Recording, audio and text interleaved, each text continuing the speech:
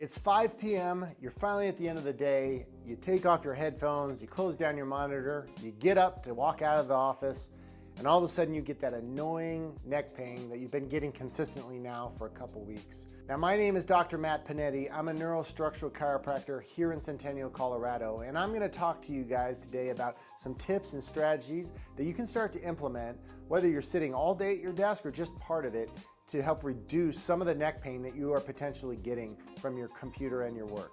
Now, I think it's important to first understand that the longer a problem has been inside your spine, typically the longer it's going to take for you to get out of it, be it a couple days, a couple weeks, or months, years, or decades. And what we find with most neck pain situations is once you start to experience the pain, the problem's likely been there for a lot longer. Symptoms are almost always the last thing that shows up. There's a lot of stuff that happens beforehand that you're typically not even aware of. So by the time you feel the pain, just understand the problem's likely been there for quite some time. So you're gonna have to make up that difference. Another thing to understand is what you're doing at your computer screen regularly isn't normal for your body. You're not meant to sit in a space for a long period of time or an extended period of time. You're not meant to stand there either, for that matter. We're meant to move, and move a lot and move differently all the time. And I talk to a lot of people in my office who's telling me, well, I get up and I go to the bathroom or I go get a cup of coffee. And that's great. You're getting some hip movement. That's a different topic for a different day. But you're getting very little neck movement when you do see certain things like that. Your neck's designed to move in a couple specific manners or ranges of motion. And if we're not doing that regularly, we can expect the soft tissue and the joints themselves, some of the hard tissue, to start to adhere together. Adhesion almost like Velcro, which means it's going to be a lot harder for you to move and become more pliable and flexible. So the way to help improve that, first and foremost, tip number one, move often. And when you move often, make sure you're moving your neck specifically. So your neck's designed to move 3 different planes of motion. It's supposed to go flexion and extension like I'm doing here. It's also supposed to rotate left and right, and laterally bend. If your neck is able to do all those things, generally it's going to be a pretty healthy neck. But if you're not doing that regularly, you can expect those tissues to start to tighten down and get restricted. So the first thing that I would do in the morning after I've been sitting for 20 or 30 minutes is I would break that position. Either stand up and do this in place or walk around your house or your office and do that. Biggest thing is you're getting the motion done one way or the other. I find most people don't realize how long they're sitting. 1 hour of seated time is too long to be there in that position. Your body's meant to move every 20 to 30 minutes max. And so if you're working and pounding out work, trying to get it done, you're pressed for time, you're trying to be as efficient as possible, it's gonna be really hard for you to break this position.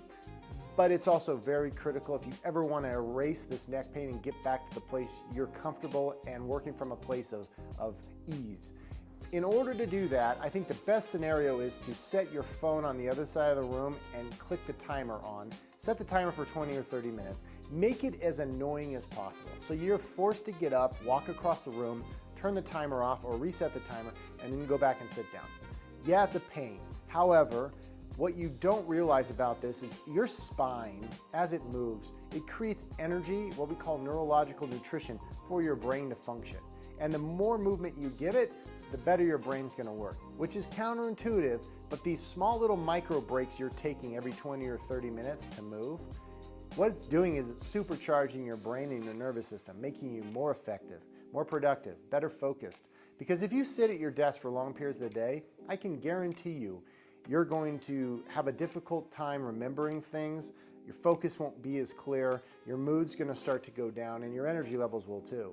And that's because your spine isn't moving enough, therefore your nervous system isn't getting enough energy. So while it's counterintuitive, it works. Put your phone on the other side of the room every 20 or 30 minutes, break your position, get up, go change it, set the timer to another 20 or 30 minutes. And while you're doing that, go through the motions that I just mentioned earlier. After you're done, sit down, get back to work. Now those exercises shouldn't just be done while you're working or in a period of time during the day. It's best to do those throughout the day. In our office, we're constantly pushing the idea of a movement lifestyle where our practice members are constantly moving throughout the day. They're not just doing a 30-minute or a 40-minute workout at Orange Theory and then calling it quits and doing nothing for 23 hours the rest of the day except sit and be static. We want you moving throughout the day, small increments, 2 or 3 minutes, 20 seconds, 30 seconds here and there. The more you do that, the more you're going to keep these tissues gliding instead of adhesing together, which is the point.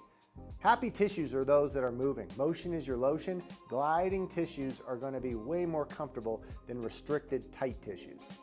And then the last thing you can continue to work with after you're done throughout the day, if you're in an office building or you're at your home office, go upstairs, lay on your bed with your shoulders on the edge of the bed and your head off of it. With your head back as far as it will, letting gravity just essentially stretch you out. We call this traction. It's a great exercise to help reduce some of the strain and pressure on the neck and the cervical tissues there. You may be able to stand that for 30 seconds.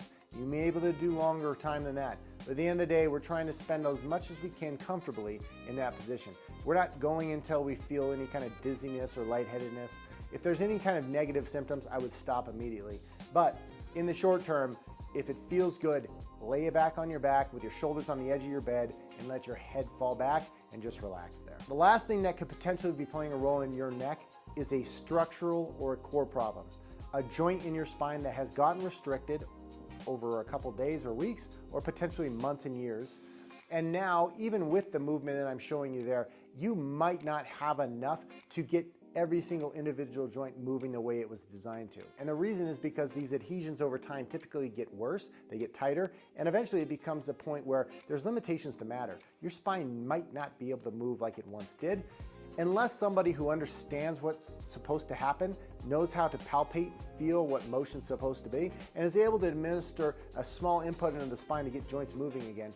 Unless you see somebody like that, those joints might never move the way they were designed. That's what we specialize in.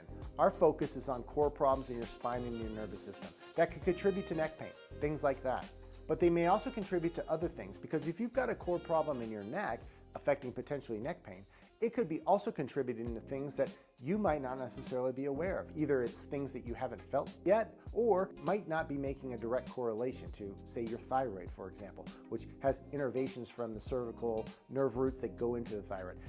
They can also affect your mood, your energy levels, your hormone balance, and things of that nature. That's because your nervous system is what we're talking about, and it sits inside that neck of yours.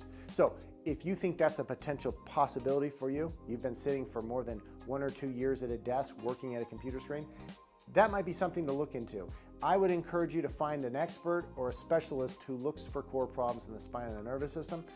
Like I said, that's what we do. If you'd like to know more about how we do things, you can check our website out, or if you'd like to book a free consultation with us, go below the video and click on the link, and you can set up a free consultation to come in and talk a little bit about what's been going on with you and find out if we might be a good fit. Other than that, I hope you guys enjoyed the video, and I'll see you on the next one.